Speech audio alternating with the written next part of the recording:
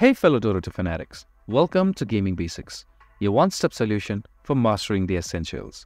Let's dive in and level up together.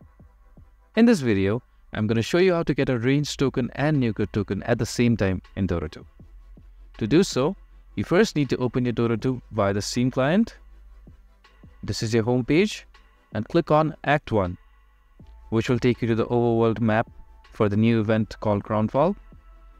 As you can see, I need a Ranged token and a Nuker token to complete this level.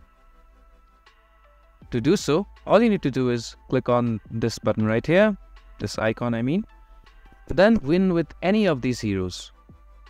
You only need to win a match with any of these heroes shown here, and you'll get a Ranged and a Nuker token. If you found this video helpful, please give us a thumbs up. And if you have any questions for us, please feel free to mention us in the comment section down below. Also, don't forget to hit that subscribe button and ring the notification bell so you never miss out on our latest guides and tutorials. This has been your host Ace. Happy gaming!